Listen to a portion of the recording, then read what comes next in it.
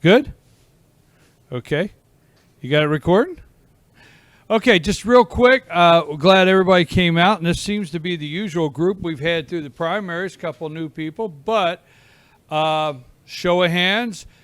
I do know the group, but show of hands. How many Donald Trump won tonight? Show of hands.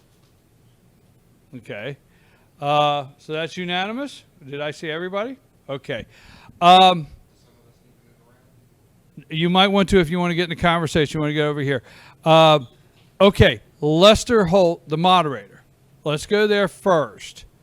Who wants to make a comment on Lester Holt, the moderator, what you thought, how he handled tonight's questions? Walter? The very last part of the event, they asked Donald Trump, would you support the next President Hillary Clinton if she's elected? What do you think he's supposed to say? No, I won't support her. I'll go find me another country or something. Yes, he's an American. He will support the country, but it'll be a terrible thing if he has to support Hillary Rodham Clinton. Lester Holt. I want to stay on that just a second. Who has a comment concerning Lester Holt? Stephen? You know, the purpose of a debate is to provide, a debate moderator is to provide an impartial person to ask questions that are relevant to the issues that the voters deem required. Now, I honestly don't think that Trump's tax returns are being talked about that much by your average citizen, as well as a few of the other questions he asked. So to me, it was a little bit evident that he had had some conversations with people in the Clinton campaign prior to this debate.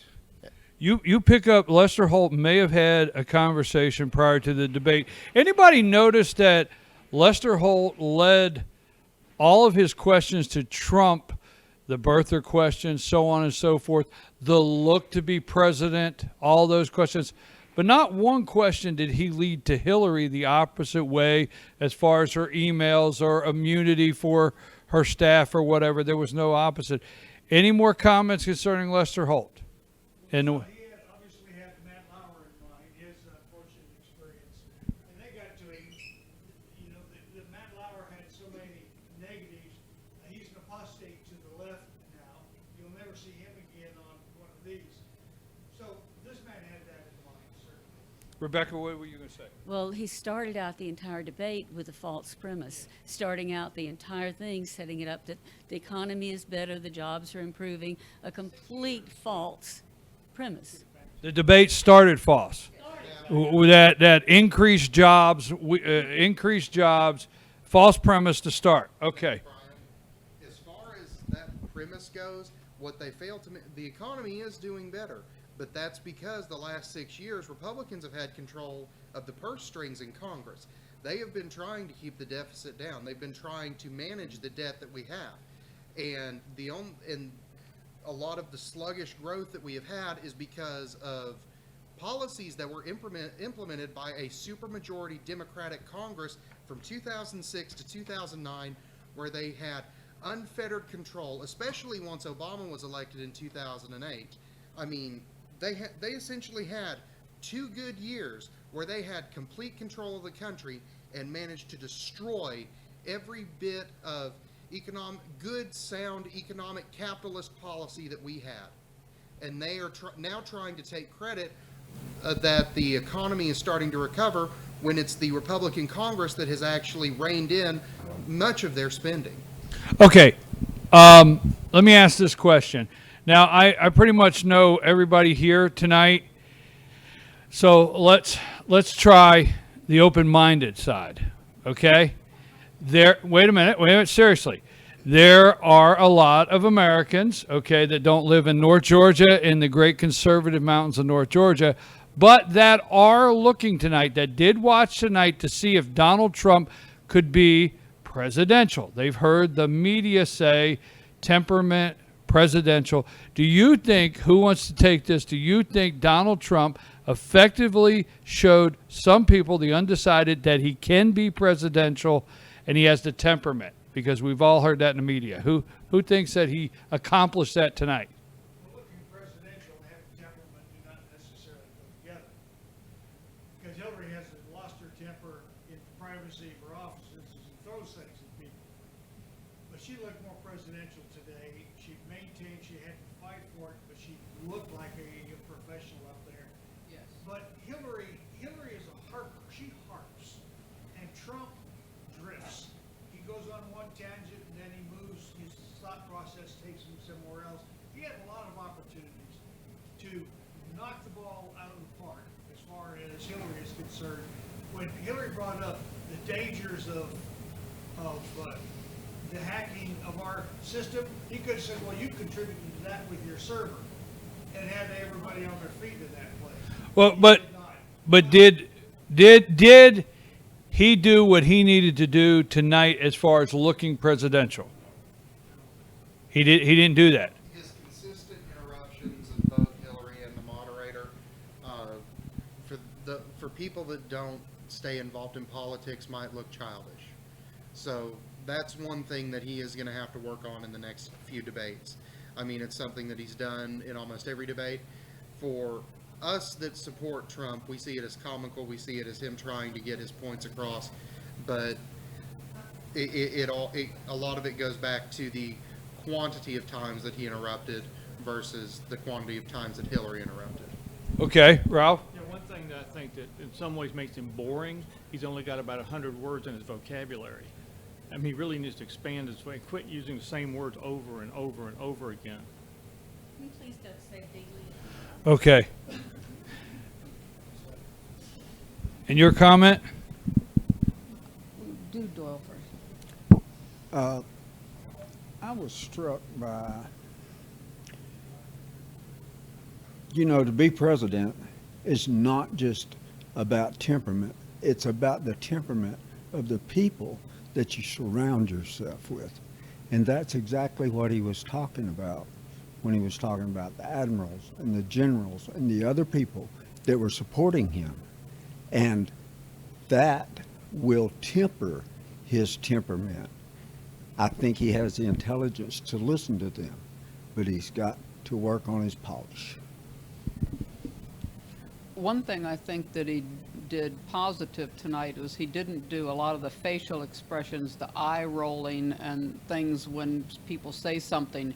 He remained, very sort of stoic, but he did do a lot of the interruptions. To tell you the truth, I thought that Hillary probably made a more sophisticated appearance and tried to stay fluttered by things that Donald said, but he did correct some of his flaws. John, do you think there was an equal amount of, seemed to me that Hillary spoke a whole lot more minutes than Donald got to speak. Somebody sitting next to me said Hillary got 15 minutes and Donald got 10. So that seemed to be. Does everybody feel that she got a clear path to what she wanted to say every time? Yes. Yes. Good. I just think we need to be careful and understand why Donald Trump is where Donald Trump is. It's not because, I agree, he needs to quit the eye rolling and some of the antics, but he got to where he is by speaking his mind. And is that going to pull over a bunch of progressive liberal voters? No. They weren't going to vote for him anyway. So I think we have to remember where he came from and how he started this campaign. There was a lot of discussion. Oh, go ahead. Go ahead. I think one of the things about Donald Trump and one of the things that's so important at his rallies is his passion, though. His passion for this country comes through with what he talks about. I think that's why that we all have gotten on board with him, is that we feel like he's saying things all of us have wanted to say for a lot of years. And I think his interrupting is not necessarily presidential. I do think it shows his passion and how he feels. And I like that. I'm on board with that a lot. Passion and how he feels. There was a lot of comments that he wouldn't be able to, I've been watching all the shows. He wouldn't be able to stand on the stage 90 minutes, one-on-one. He was able to hide in behind the other candidates in the primary. There was a lot of discussion on that. How many of you think that he actually handled being on the stage 90 minutes, one-on-one, just him and Hillary? I'm actually shocked that Hillary made it the whole time. Okay, so where do you think this leaves Donald Trump in the morning? We obviously now I'm going to say I'm trying to be impartial. That's the word I'm looking for. Impartial. I'm trying to be, but I think, and I took a lot of notes. It just seemed like Lester Holt was able to enter in very gradually into the things that Hillary Clinton needed to get out tonight. Is that, would anybody else agree with that?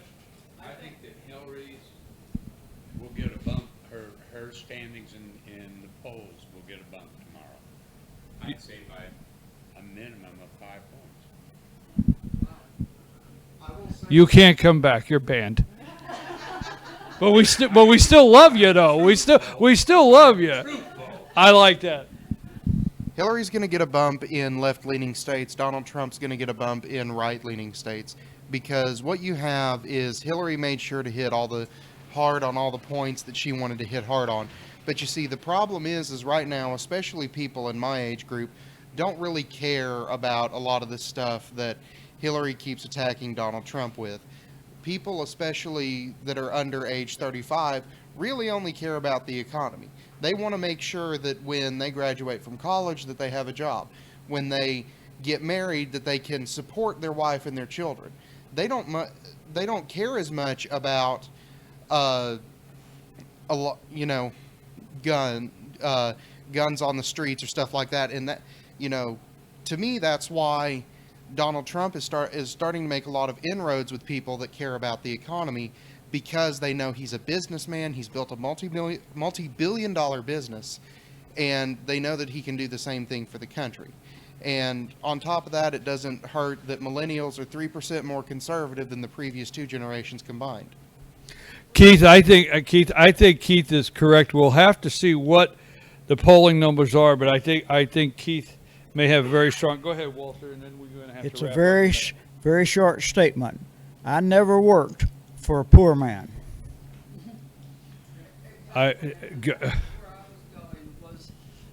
Hillary went into all about her dad again and how, he personally did the silk screening.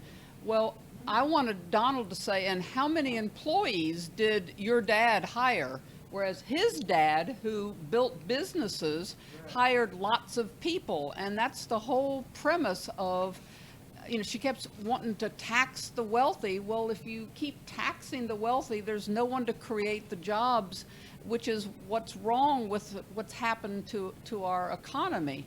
And, and so it was so turned upside down, and Donald didn't take, she attacked him on all kinds of personal things, didn't pay a dishwasher, and kept bringing up all these little things, and Donald never brought up anything about, all of her misgivings, like the server and the Clinton Foundation and, all these other. Okay, all right. I did he miss a lot, or did he? I think he was being too nice. I think he's saving. Okay. He may be saving the hard-hitting stuff for October. October, saving for October. That way he gets a bump when he needs it the most. On top of the predicted October surprise from Julian Assange and WikiLeaks regarding Hillary's emails. I think he was told not to be ugly. In other words, I think. Who picked up when the debate started? She addressed him as condescendingly Donald. Donald. Did you pick that up? Did you pick up throughout the debate? But did you pick up that he referred to her as Secretary Clinton? Secretary? But for the most part, he's tried to stay with Secretary, right? I think there's something there come tomorrow. I think you wanted to point out she's been in government for a long time, and maybe people want to look at her history a little bit before they consider putting her in a position for the next 4 years. He said she had 30 years and nothing's changed, and he kept calling her secretary, and I think you're going to see ad campaign with Secretary Clinton. They're going to make sure that she is Secretary Clinton and what Secretary Clinton did.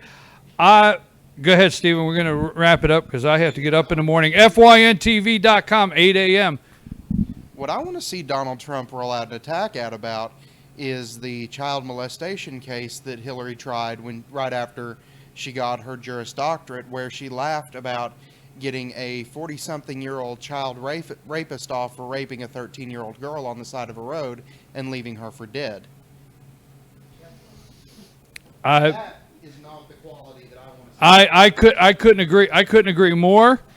Now, tomorrow morning, okay, I'm supposed to have, I know it's late for her also, at 9 a.m. I'm supposed to have Jennifer Hazelton. Jennifer Hazelton is the Donald Trump campaign communication director for the state of Georgia. She's supposed to be on my show at 9 o'clock. We'll see what the Trump campaign, right from them, what they think about what took place tonight. I just want to make a brief comment. First, I want to thank you guys so much. You know, this is 100% better than to listen to all the spin and bubble. I tell you what, you guys have it together. You have great comments.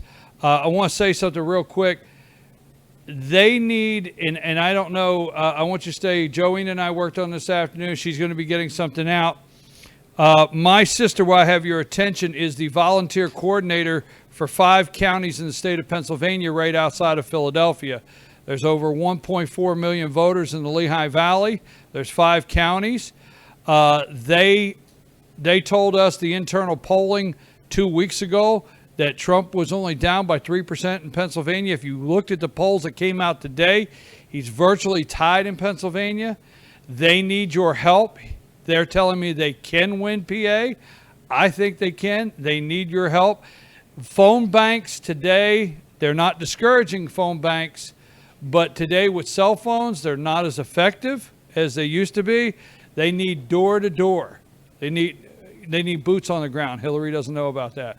But if anybody wants to go right in and help, we have the people to talk to. They need help up there. They feel they can win.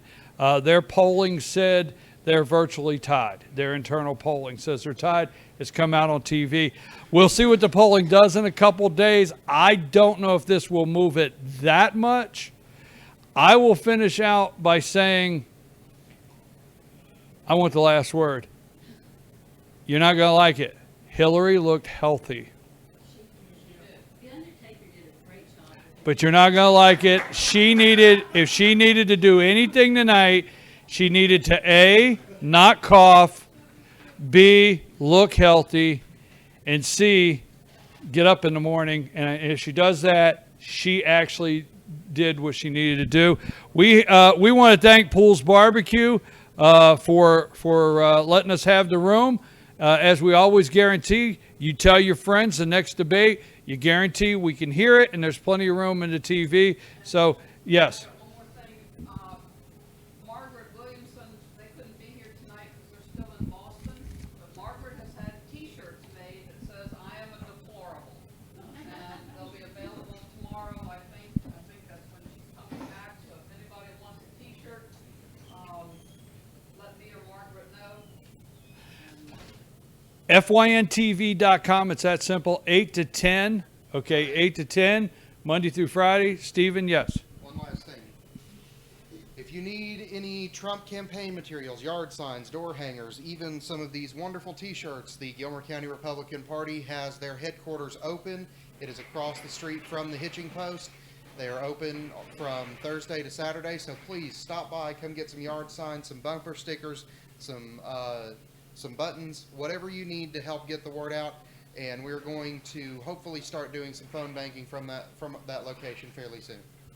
And I passed out yard signs in Wisconsin because they can't even find a GOP office, but the Wisconsin is covered with Trump signs, and I never saw one Hillary sign.